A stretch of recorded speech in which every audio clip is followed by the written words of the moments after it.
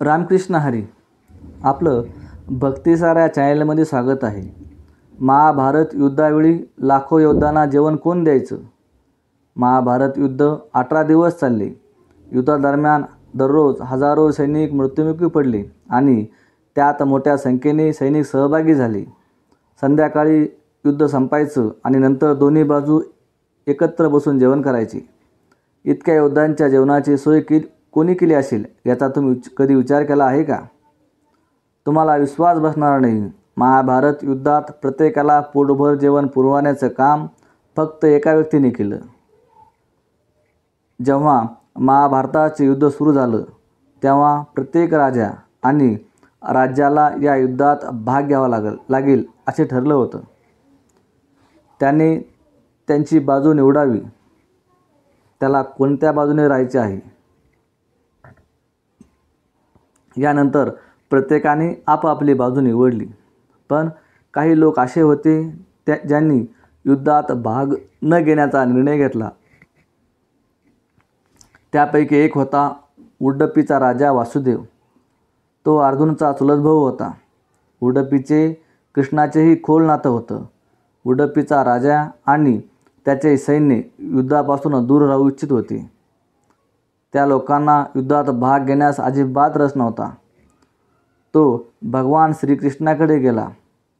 तो म्हणाला, हे वासुदेव, मी खूप मोठ्या पेच प्रसंगात आहे. दोन्ही बाजू सारख्याच शक्तिशाली आहेत. माझ्यात कोणाविरुद्ध लढण्याची हिंमत नाही आणि त्यांना मदत करण्याचे कौशल्यही नाही. मी काय करू? जर मी आणि माझे सैन्य कोणत्याही एका बाजूला सामील झालो तर आपण नष्ट होऊ. आम्हाला तटस्थ राहायचे आहे. युद्धाचा भाग होऊ इच्छित नाही. कृपया आम्हाला मदत करा. भगवान श्रीकृष्णाला उडुपी राजाची कोंडी समजली. त्यांच्यासाठी एक उपाय शोधला. तो म्हणाला, राजा उडुपी, तुम्ही ज्या दुविधेत आहात ती वाटणे अगदी स्वाभाविक आहे. तटस्थ राहण्याचा तुमचा विचार शहाणपणाचा आणि व्यावहारिक आहे. मी तुमचा युक्तिवाद विचारात घेतला आहे. तटस्थ राहून युद्धात योगदान देण्याचा एक मार्ग मला सापडला. युद्धात सहभागी होणाऱ्या सर्व योद्ध्यांच्या जेवणाची व्यवस्था करण्याची जबाबदारी तुमची असेल. तुमच्याकडे हा एकमेव पर्याय आहे. महाभारत युद्धात राजा उडुपी बनला अन्नसेवक. राजा उडुपीने या सूचनेला आनंदाने मान्यता केली. उडुपीचा राजा म्हणाला, प्रत्येकजण युद्धाला जाणार आहे. युद्धात लढणाऱ्यांना अन्न खावं लागतं. कुरुक्षेत्र युद्धासाठी मी अन्नसेवक होईन. या युद्धात एकूण 18 अक्षौहिणी सैन्यांनी भाग घेतला. प्रत्येक अक्षौहिणीमध्ये सुमारे 1,00,000 सैनिक होते. जर आपण या दृष्टिकोनातून पाहिलं तर जेव्हा युद्ध सुरू झालं तेव्हा एकूण 13 लाखाहून अधिक सैनिक युद्धभूमीवर त्यात सहभागी होते. इतक्या मोठ्या युद्धात सहभागी होणाऱ्या इतक्या मोठ्या संख्येने लोकांसाठी दररोज किती अन्न तयार केलं जाईल याचा अंदाज लावणं खूप कठीण होतं.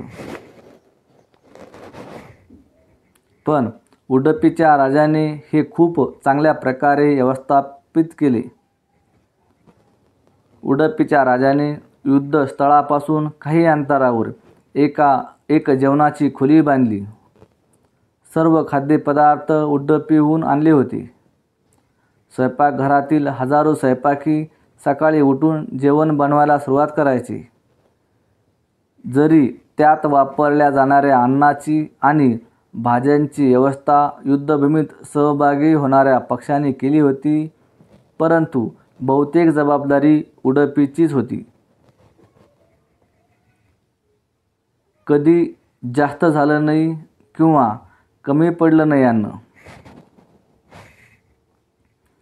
त्यांच्या स्वयंपाकघरांची खासियत अशी होती की जिथे दररोज जे काही अन्न शिजवलं जात असे ते कधीही वाया जात नव्हतं किंवा त्याची कमतरताही नव्हती. खोली दररोज स्वादिष्ट पदार्थाच्या सुगंधाने भरलेली असायची. सगळं अगदी परिपूर्ण होतं. याचं सर्वांना आश्चर्य वाटलं. त्यांनी राजा उडप्पीला या गणना आणि अचूक सेवेचे रहस्य विचारलं.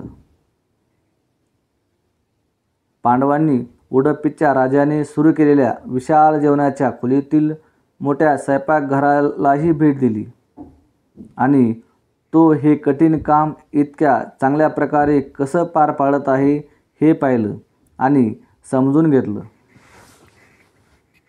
स्वयंपाकघरातील प्रत्येक स्वयंपाकी त्याच्या कामासाठी प्रसिद्ध होता. अचूक प्रमाणाच्या जेवणाचे रहस्य काय? स्वयंपाक्यांनी सांगितलं की दररोज वापरायचं प्रमाण उडप्पीच्या राजाकडून मोजलं जातं. तो त्यांना साहित्य काढून त्यानुसार अन्न तयार करण्याबद्दल सांगायचा. पांडवांनी उडप्पीच्या राजाला अचूक प्रमाणाचे रहस्य सांगण्यास सांगितलं. तेव्हा तो म्हणाला, फक्त भगवान श्रीकृष्णाच्या मदतीनेच मी योद्ध्यांसाठी अन्न आणि पाण्याचं योग्य प्रमाणे अंदाजे आणि गणना करू शकतो. मी दररोज रात्री शेंगदाणे सोलतो. मी ते कृष्णाला अर्पण करतो. तो खाल्लेल्या शेंगदाण्याच्या संख्येवरून मला दुसऱ्या दिवशी युद्धात मरणाऱ्या सैनिकाच्या संख्येची कल्पना येते. जर त्याने 5 शेंगदाणे खाल्ले तर याचा अर्थ 50,000 सैनिक युद्धात आपले प्राण गमावतील वगैरे. कौरव आणि पांडव एकत्र जेवत. कुरुक्षेत्राचं युद्ध 18 दिवस चाललं. युद्ध थांबलं की दररोज कौरव आणि पांडव बाजूचे लोक एकत्र बसून तिथे जेवण करत असत.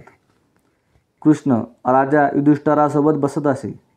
दोघेही एकत्र जेवत असत. त्यांना जेवण वाढण्याची जबाबदारी स्वतः उडप्पीच्या राजाने घेतली. युद्धभूमीपासून दूर असलेल्या एका मोठ्या डायनिंग हॉलमध्ये सर्वांच्या जेवणाची व्यवस्था करण्यात आली होती. उडप्पीचं जेवण अजूनही प्रसिद्ध. उडप्पीचं जेवण नेहमीच खूप प्रसिद्ध राहिलं आहे. ते आजही प्रसिद्ध आहे. उडप्पीतील अन्न आजही चव, स्वच्छता आणि पोषणाचं प्रतीक बनलं आहे. त्या युद्धात तटस्थ असूनही उडप्पीचा राजा वासुदेव यांनी असं काही केलं की जे आजही एक उदाहरण आहे आणि त्यामुळे उडप्पीचं अन्न अधिक प्रसिद्ध झालं.